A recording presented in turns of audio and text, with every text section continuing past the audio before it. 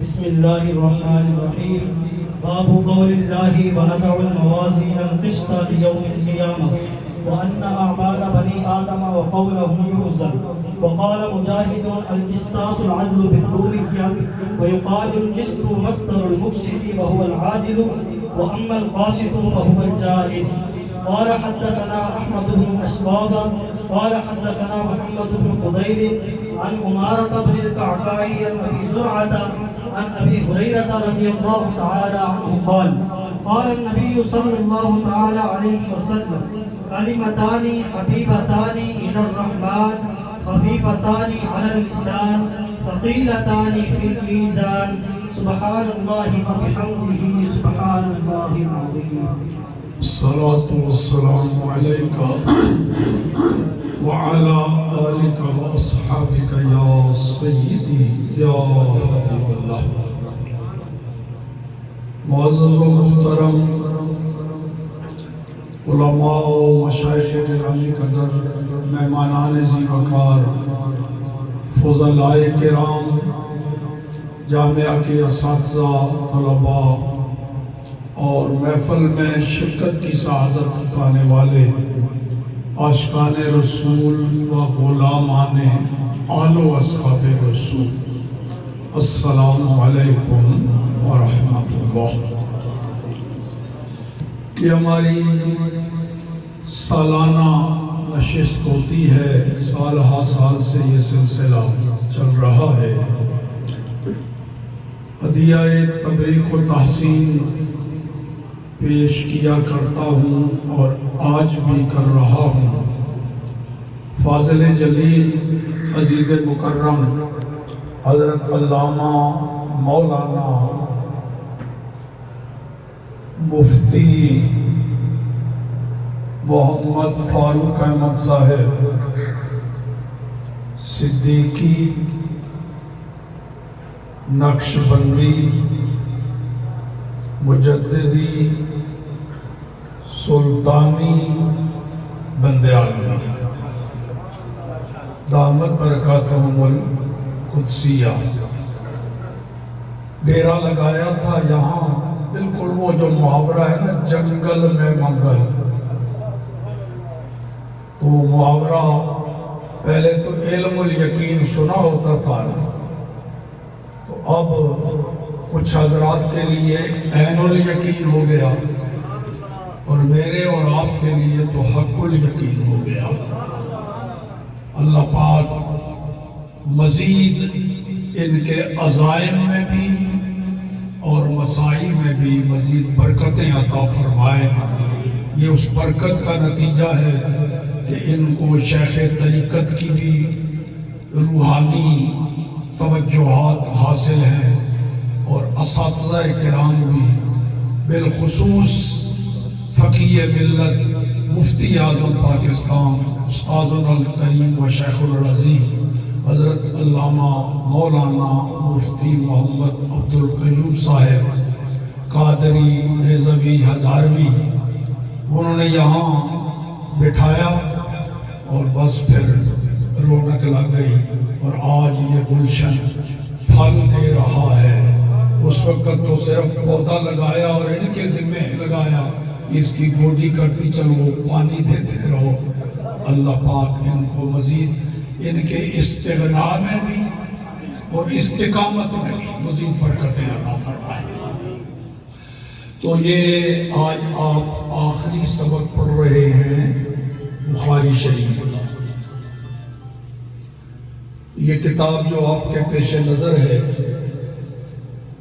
اس کا عرف میں نام بخاری شریف یا صحیح بخاری یا جامع بخاری، لیکن خود امام بخاری نے اس کا جو نام رکھا مصنف الرحمہ نے، وہ ہے الجامع الصحیح المسند المختصر من امور رسول اللہ صلی اللہ علیہ وسلم و سننہ و ایامہ۔ یہ ہے مکمل نام اس کتاب کا جو خود مصنف الرحمہ نے رکھا۔ اس میں امام بخاری علیہ الرحمہ نے جو احادیث سند کے ساتھ ذکر فرمائی، وہ حافظ ابن صلاح کی گنتی کے مطابق 7275 احادیث معلقات سے ہٹ کے سند کے ساتھ 7275 احادیث اس کتاب میں امام بخاری علیہ الرحمہ نے جمع فرمائی۔ اور ویسے امام بخاری کو 6 لاکھ حدیثیں زبانی یاد تھی، مع اسناد و احوال روات، صرف متون نہیں، ان کی سندیں بھی یاد تھیں، اور سند میں جن راویوں کا ذکر آتا ہے ہر راوی کے بارے میں امام بخاری کو تفصیلی معلومات حاصل تھی کہ اس کا جو راوی ہے وہ شہر میں رہتا تھا یا گاؤں میں، اس کا کہیں حافظہ تو کمزور نہیں تھا، یہ ساری معلومات ان 6 لاکھ احادیث میں سے چھانٹی کر کے 7275 احادیث کا مجموعہ۔ اس واسطے اس کتاب کے نام میں جامع اور صحیح کے ساتھ ساتھ مختصر کا لفظ بھی شامل ہے۔ امام بخاری علیہ الرحمہ نے جو عنوانات قائم فرمائے ہیں اس کتاب میں، وہ 2 طرح کے عناوین ہیں، ایک لفظ کتاب کے ساتھ اور ایک لفظ باب کے ساتھ۔ فصل کے لفظ سے عنوانات اس کتاب میں امام بخاری علیہ الرحمہ نے قائم نہیں فرمائے۔ تو کتاب کے لفظ کے ساتھ جو عناوین امام بخاری علیہ الرحمہ نے اس کتاب میں ذکر فرمائے، ان کی تعداد ہے 160، اور ابواب 3400، 3400، اور احادیث بتا چکا ہوں 7275۔ اللہ کے فضل و کرم سے، نبی پاک کی نظر عنایت سے، اساتذہ کرام کی محنت اور توجہ سے، مفتی صاحب متضل العالی کی دلچسپی سے آج آپ اس کتاب کا جو آخری سبق پڑھ رہے ہیں۔ اس کا مطلب یہ ہوا کہ یہ کتاب نمبر 160، باب نمبر 3400، اور آج جو حدیث آپ پڑھ رہے ہیں حدیث نمبر 7275 ہے آخری۔ باب امام بخاری علیہ الرحمہ نے قائم فرمایا وزن اعمال کے بارے میں۔ اس میں قرآن مجید کی آیت کا حوالہ دیا،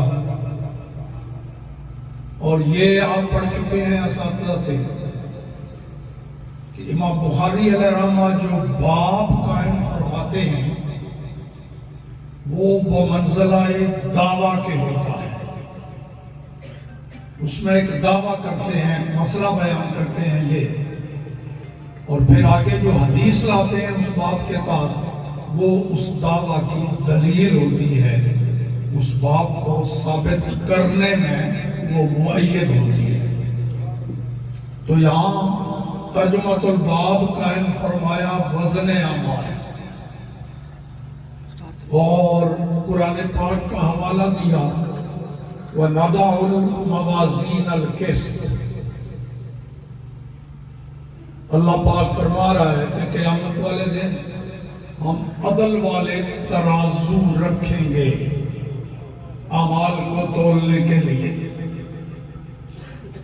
تو یہ بات اصل میں قائم فرمانے کا باعث یہ باب کا یہ عنوان کہ معتزلہ منکر ہیں وزن اعمال کے، تو امام بخاری علیہ رحمہ ان کا مدلل رد فرمانا چاہتے ہیں۔ تو پہلی دلیل تو قرآن پاک سے ذکر کر دی، یہ اشارہ ہے کہ جب نص میں کوئی چیز آ جائے تو پھر وہاں عقل کا دخل نہیں رہتا۔ رب کریم نے جب قرآن میں فرما دیا والوزن یومئذ الحق، کہ اس دن وزن حق ہے، وَنَضَعُ الْمَوَازِينَ الْقِسْطَ، اب عقل میں آئے یا نہ آئے، نص آ گئی، فرمان خدا یا فرمان مصطفیٰ آ گیا، ہماری عقل میں آئے یا نہ آئے، بحیثیت مومن سر تسلیم خم کرنا ہے اور مان لینا ہے۔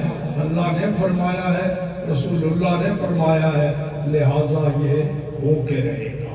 کیسے ہوگا، کیوں کر ہوگا، خدا جانے، یا اس کی عطا سے ہمارے آقا محمد رسول اللہ جانے۔ تو اصل تو یہ ہے، لیکن پھر بھی چونکہ انہوں نے کچھ عقلی دلائل معتزلہ نے دیے، ان کا رد بھی ہمارے بزرگوں نے فرمایا۔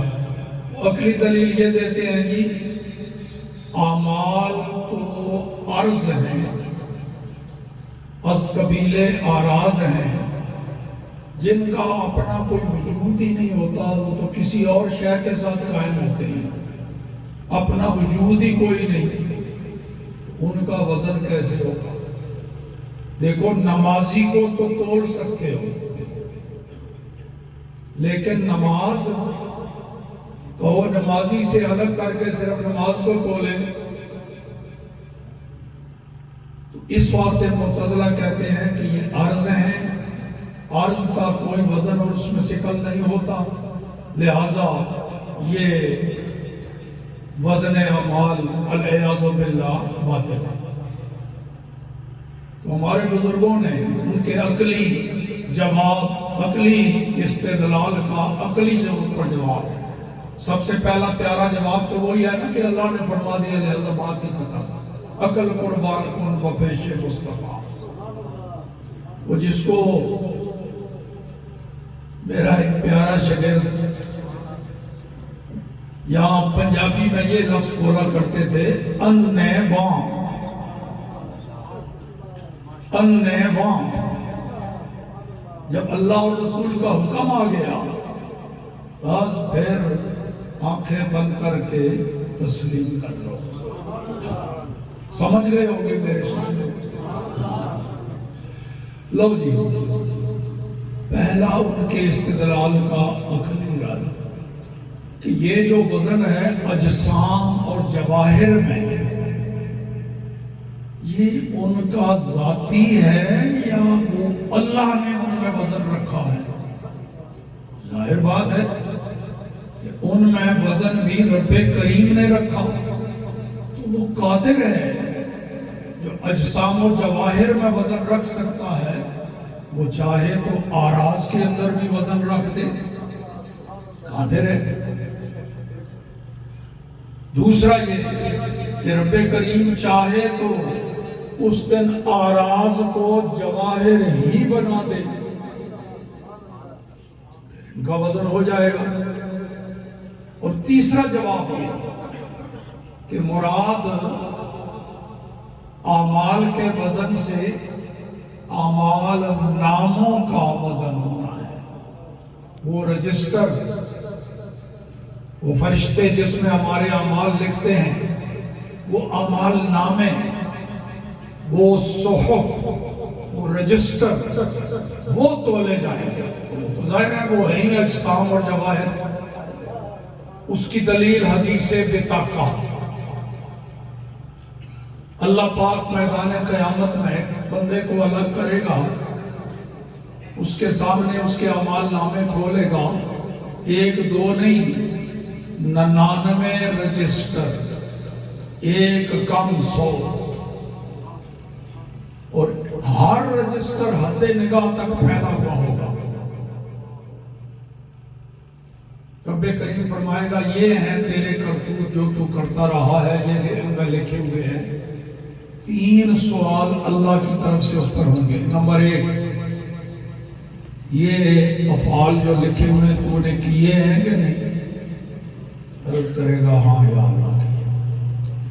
اچھا, ہمارے فرشتوں نے کوئی تجھ پر ظلم تو نہیں کیا کرامن کاتبین نے کہ تو نے کوئی کام نہ کیا ہو, انہوں نے لکھ دیا ہو؟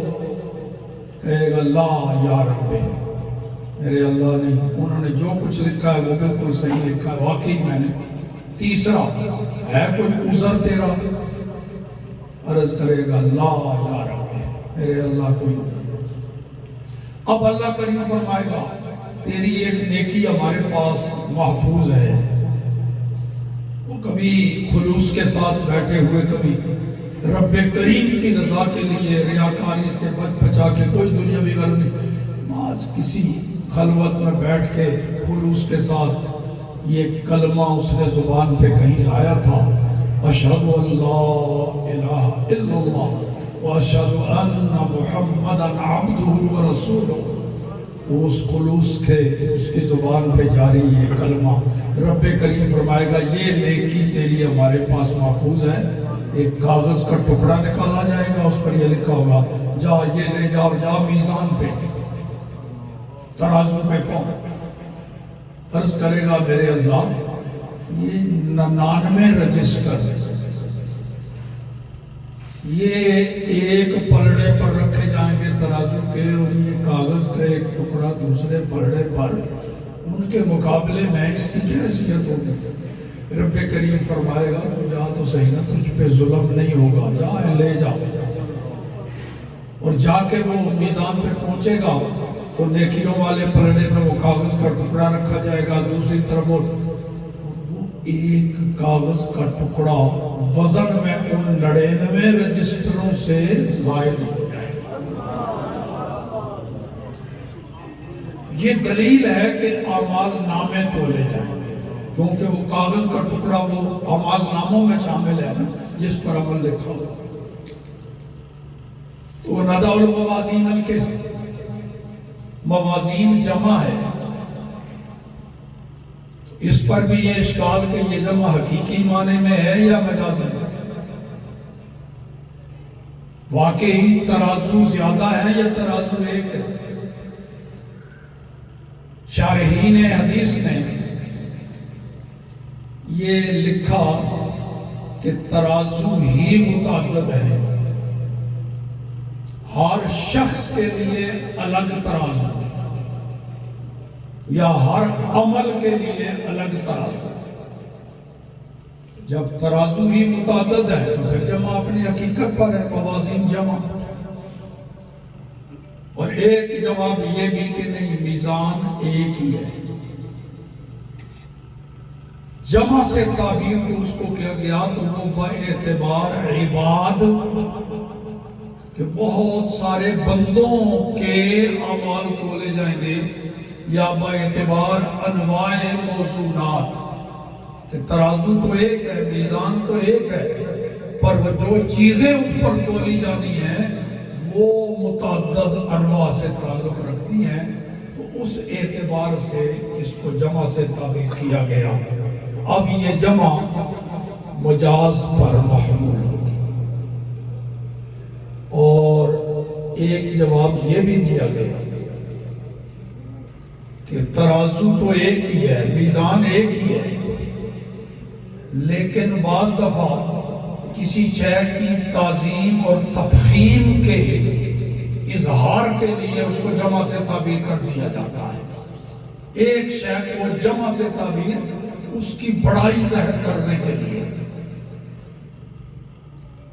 جیسے ہمارے ہندوستان میں ایک بزرگ ہوئے ہیں حضرت خواجہ نظام الدین اولیاء ہیں ایک، مگر کیا کہہ رہے ہیں؟ اولیاء۔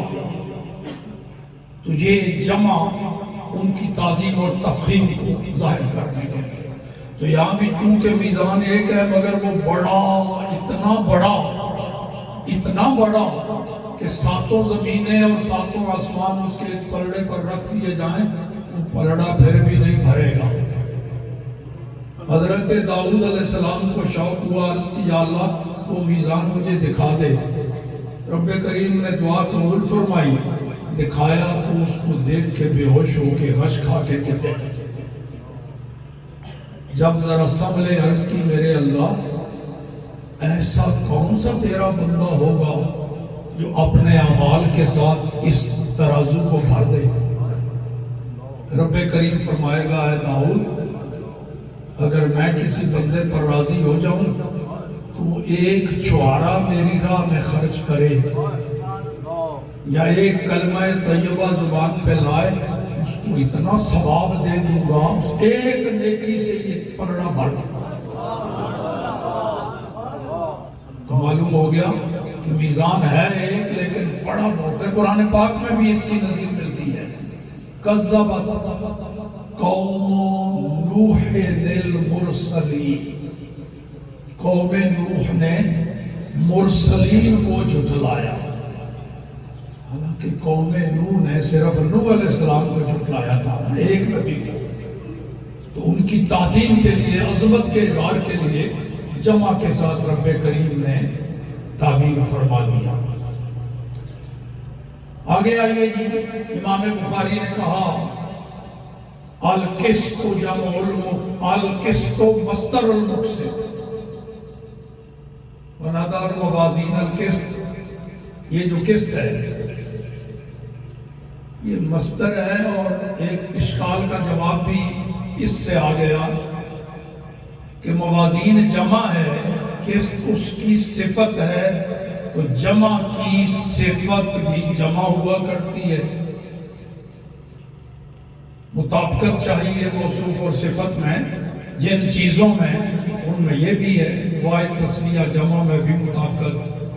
تو اب موصوف جمع ہے، صفت مفرد، تو ایک جواب یہ کہ یہ مصدر ہے کہ اور مصدر اسماء جنس میں سے ہوتا ہے اور جنس کا قلیل و کثیر پر اطلاق ہو جاتا ہے۔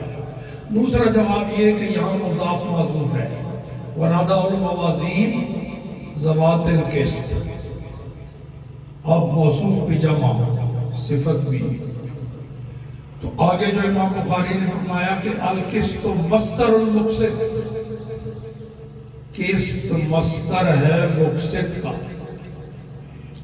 طالب علم کو یہ حق پہنچتا ہے کہ وہ سوال کرے امام بخاری علیہ رحمہ سے، امام صاحب امیر المومنین فی الحدیث صاحب، قسط ہے ثلاثی مجرد اور مقسط ہے ثلاثی مزید فی۔ قاعدہ ہے، قانون ہے، ثلاثی کا مصدر بھی ثلاثی، رباعی کا مصدر بھی رباعی، مجرد کا مصدر بھی مجرد، مزید فی کا مصدر بھی مزید فی۔ تو مقسط تو ہے باب افعال ثلاثی مزید فی، اس کا مصدر ایک ساتھ آتا ہے نہ کہ قسط۔ آپ نے فرما دیا تو اگر کسی ایسے ہی بغلہ بھگت سے آپ بخاری شریف پڑھیں گے، وہ جو خدا پہ اعتراض کر دیتے ہیں، ان کی نظر میں امام بخاری کو کہیں گے وہ کوئی نہیں، امام بخاری بھول گئے ہوں گے، صوفی بندے تھے، ان کو صرف نہیں آتی ہو۔ اور جب کسی عاشق رسول سے پڑھیں گے جی اللہ اللہ اللہ، جیسے آپ کے اساتذہ پڑھیں گے، کہیں گے امام بخاری بہت متبخر جید عالم، ان کے وسعت علم کا اندازہ کون لگا سکتا ہے؟ انہوں نے تمہارے ذہن کا امتحان لینے کے لیے کچھ دلچسپ جملے بھی ذکر کر دیے ہیں، یہاں وہ اشارہ کر رہے ہیں، سمجھو اس کو۔ القسط مصدر المقسط یا تو یہاں ایک مضاف محذوف ہے لفظ مصدر، اب تقدیر عبارت یوں ہوگی القسط مصدر و مصدر المقسط، القسط مصدر و مصدر المقسط، مقسط کا مصدر اقساط اور اس کا مصدر کے، اور یا پھر یہاں قسط سے مراد وہ صرفی نامی مصدر ہے ہی نہیں، اس سے مراد ماخذ اور مادہ ہے، تو مقصد کا مادہ تو وہی کام سیکھائی ہے۔ آگے جی حدیث، یہ ترجمۃ الباب پر عنوان پر بحث ہوئی، آگے حدیث الباب، راوی ہیں حضرت ابو ہریرہ رضی اللہ تعالیٰ عنہ، تو ظاہر ہے منتہائے سند پہ جلوہ گر ہیں، ہر ایک راوی پر بحث کرنے کی یہاں وقت میں گنجائش نہیں، اور صرف آخری راوی ابو ہریرہ کے بھی تفصیلی حالات بنانے کی گنجائش وقت کے دامن میں نہیں، اور اس سے صرف نظر کر کے آگے جانے کی بھی گنجائش نہیں، ان کے تفصیلی حالات بھی بیان نہیں کر سکتا، اور صرف نظر کر کے آگے بڑھ جاؤں یہ بھی نہیں ہو سکتا، تو پھر درمیانی راستہ نکالنا پڑے گا، تعارف بھی ہو جائے، وقت بھی بچ جائے۔ پھر ایک جملے میں اگر امام ابو ہریرہ کا تعارف کرانا چاہوں تو کون ابو ہریرہ؟ نبی کریم صلی اللہ تعالیٰ علیہ وسلم کے مدنی مدرسہ کے طلباء کا مانیٹر ابو ہریرہ، سرکار کا مدنی مدرسہ صفہ، وہاں کے طلباء اصحاب صفہ، اور ان کا مانیٹر ابو ہریرہ رضی اللہ تعالیٰ عنہ۔ فرماتے ہیں کہ نبی کریم صلی اللہ تعالیٰ علیہ وسلم نے ارشاد فرمایا، کلمتان، دو کلمے ہیں جن میں تین خوبیاں پائی گئی۔ وہ آگے وہ جو کلمتان آئیں گے تو وہ تو پورے دو کلام ہیں، جملے ہیں، مگر یہاں فرمایا ہے امام بخاری نے کلمتان۔ کلمہ تو لفظ مفرد کو کہتے ہیں نا، جواب یہ ہے کہ یہاں کلمتان سے کلمہ نحوی مراد نہیں ہے، لغوی یا عرفی کلمہ مراد ہے۔ عرف میں قلیل و کثیر کو کلام ہی کہہ دیا جاتا ہے، نہ کلمہ کہہ دیا جاتا ہے، جیسے ہمارے وہ 6 کلمے نہیں قاعدے میں یسر قرآن میں چھپے ہوتے ہیں، یہ پہلا کلمہ، دوسرا پہلا کلمہ، تو یہ دوسرا شہادت، تو وہ کوئی لفظ مفرد تو نہیں ہے نا، پورا کلام ہے، ان کو بھی ہم کلمہ کہہ دیتے ہیں، تو اس معنی میں کلمہ تھا۔ عرف میں کلمہ، اس کا اطلاق کلام پر بھی، پورے مکمل جملوں پر بھی ہوتا ہے، تو وہ 2 جملے ہیں جن میں 3 وصف پائے گئے۔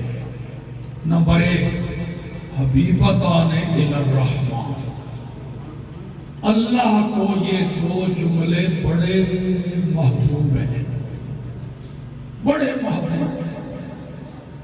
تو محبوبیت کلمہ سے مراد یہاں محبوبیت متکلم، یعنی یہ 2 جملے جو اپنی زبان سے ادا کرے گا وہ شخص، وہ متکلم اللہ کو بڑا محبوب ہے۔ باقی یہاں بھی وہی کہ حبیبتان، حبیبتن کا تثنیہ ہے، یہ فعیلتن کا وزن، اور ہے مبنی للمفعول، تو جب فعیل و معنی مفعول ہو، موصوف اس کا مذکور ہو، تو اس میں تذکیر و تانیث یکساں ہوتے ہیں، برابر ہوتے ہیں، تائے تانیث لانے کی ضرورت۔ تو یہاں پھر کلام ہے رسول کریم صلی اللہ علیہ وسلم کا، ہمارے سارے قاعدے قانون اس کے تابع ہوں گے، نہ کہ کلام رسول ہمارے قوانین کے تابع۔ جواب یہ دیا گیا جناب، وہ جو تسویہ ہے بین المذکر والمؤنث وہ واجب نہیں، جائز ہے، یا پھر واجب ہے مگر صرف مفرد میں، تسنیہ جمع میں نہیں، تو یہاں تسنیہ ہے، یا پھر یہ کہ یہ تائے تانیس ہے ہی نہیں، لہذا اشکال ہی کوئی، یہ تا تانیس کی نہیں، تا تو 8 معنوں میں آتی ہے، تائے تانیس است و تذکیر است و وحدت ہم بدل مصدریت ہم مبالغ زائدہ شد ہم نقل، تو باقی 7 قسموں میں سے کوئی ہو جائے گی، تائے نقل ہے، اب اشکال ہی کوئی۔ دوسرا وصف جو 2 جملوں میں پایا گیا وہ ہے خفیفتان علی اللسان، جب ان 2 جملوں کو زبان پہ لایا جائے، ادا کیا جائے، بڑے ہلکے پھلکے، نہ تو وقت زیادہ صرف ہوتا ہے ان پر، اور نہ ہی زبان پر وہ کوئی شکل پیدا کرتے ہیں۔ جن حروف کا وہ مجموعہ ہے ان میں بھی حروف ثقیلہ میں سے کوئی نہیں، ہلکے خفیفہ حروف کا مجموعہ ہے، بڑے مزے سے آرام سے تھوڑے وقت میں ادا ہو جاتے ہیں، لیکن زبان پر ہلکے پھلکے ہیں۔ تیسرا وصف یہ بھی ہے ثقیلتان فی المیزان، میدان قیامت میں جب میزان پر، ترازو پر، نیکیوں والے پلڑے میں یہ 2 جملے رکھے جائیں گے، وہاں ہلکے پھلکے نہیں ہوں گے، وہاں بڑے وزنی ہوں گے، نیکیوں والے پلڑے کے وزن کو بڑھا دیں گے۔ یہ ہے یہ 3 وصف ان 2 جملوں میں۔ وہ 2 جملے ہیں کون سے؟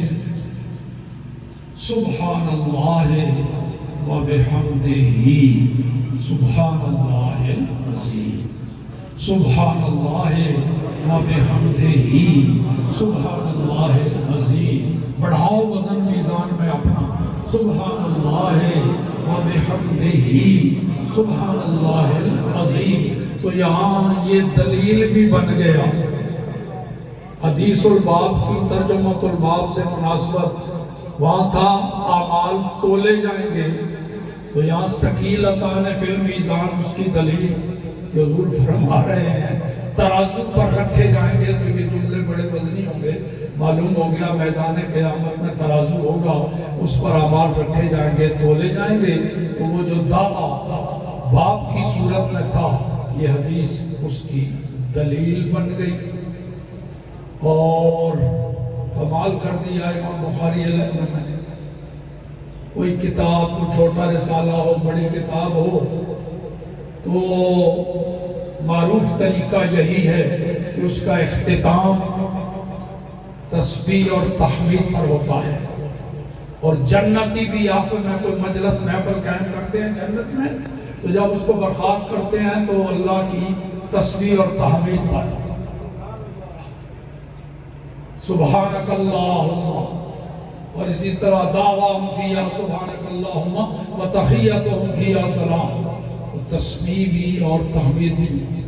تو امام بخاری نے بھی اپنی کتاب کو تسبیح اور تحمید پر ختم کرنا تھا، مگر سوچا کہاں رب کریم کی حمد و ثنا، کہاں میں یہ تواضع، میں کیسے اللہ کی تسبیح و تحمید اس کی شان کے لائق بیان کر سکتا ہوں؟